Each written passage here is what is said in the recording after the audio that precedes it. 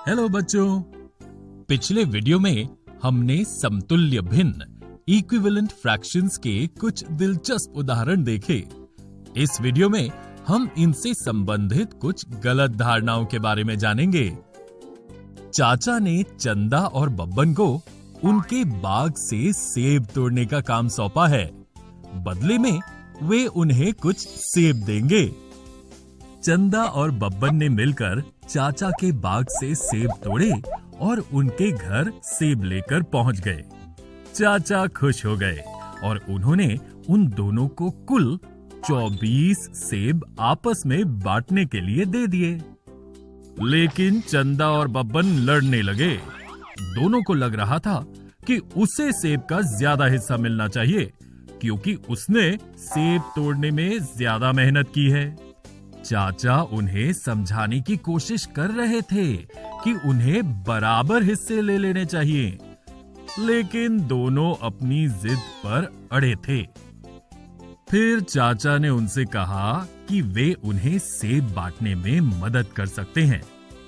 उन्होंने कहा कि वे चंदा को उन 24 सेबों के 3/8 का 2/3 हिस्सा देंगे। दूसरे शब्दों में, वे 24 सेबों का 3/8 हिस्सा लेंगे। फिर उस 3/8 हिस्से में जितने सेब हुए, उसका 2/3 हिस्सा चंदा को देंगे और बब्बन को उन 24 सेबों के आधे का आधा हिस्सा देंगे। दूसरे शब्दों में, 24 सेबों का आधा या 1/2 हिस्सा लेंगे। फिर उस 1/2 हिस्से में जितने सेब हुए, उसका आधा हिस्सा बब्बन को देंगे और बचे हुए सेब को उन दोनों के बीच बराबर बांट देंगे। अब चंदा सोचने लगी कि 2/3 तो आधे हिस्से से ज्यादा है, तो चाचा ने जरूर उसे बब्बन से ज्यादा सेब दिए हैं। और बब्बन ने सोचा कि आधा तो 3/8 से ज्यादा है, इसलिए चाचा ने जरूर उसे चंदा से ज्यादा सेब दिए होंगे। ये सोचकर दोनों मान गए और चाचा ने उन्हें 2 थैलियों में उनके हिस्से के सेब डालकर दे दिए। बच्चों, क्या चाचा ने सच में सेबों को असमान तरीके से बांटा है? आइए देखें कि चाचा ने चंदा को कितने सेब दिए। लेकिन क्या यह पता लगाना संभव है? क्या हम हिस्सों के और हिस्से कर सकते हैं? चाचा चंदा को 24 सेबों के 3/8 का 2/3 हिस्सा देंगे।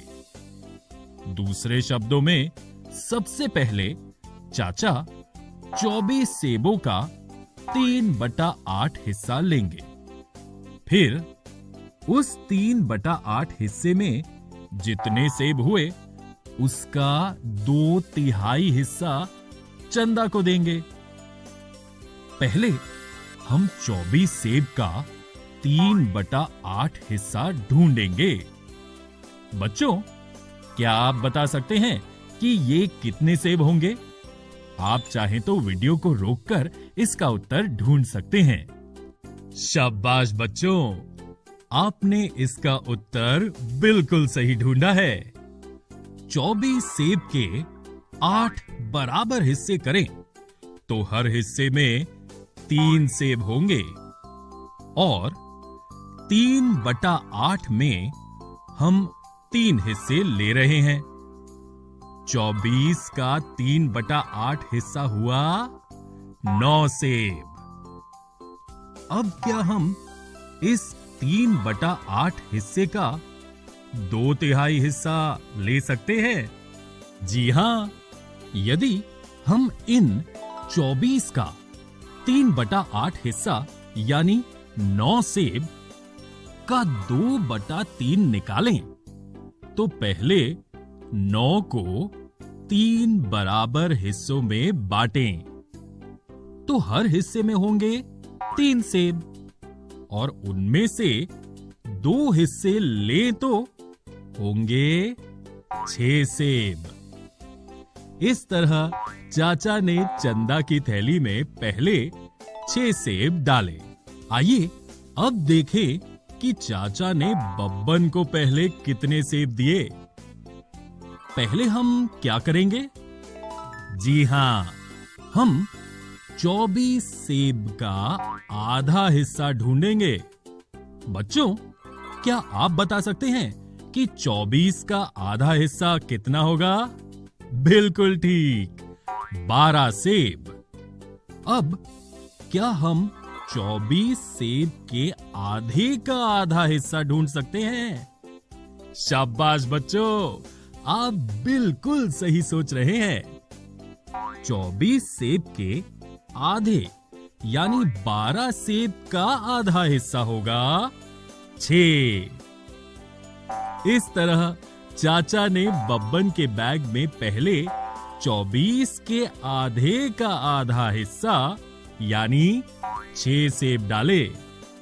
लेकिन चाचा ने तो चंदा को भी 6 सेब ही दिए थे और बब्बन को भी 6 ही सेब दिए।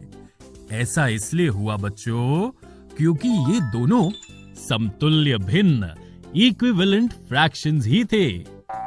24 के अलग अलग भिन्न के और छोटे हिस्से करने के बाद अंत में 6 सेब ही बचे थे। इसलिए इन्हें समतुल्य इक्विवेलेंट भी कह सकते हैं।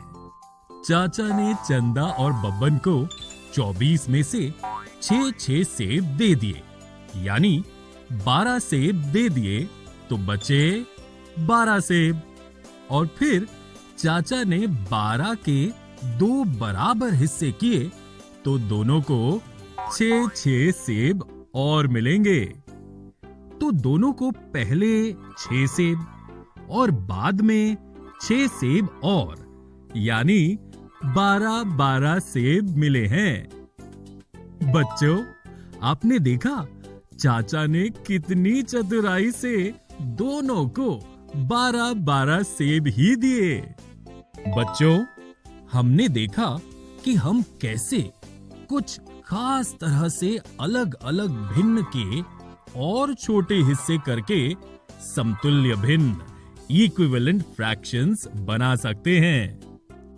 इस वीडियो में हमने समतुल्य भिन्न इक्विवेलेंट फ्रैक्शंस से संबंधित कुछ गलत धारणाओं के बारे में जाना।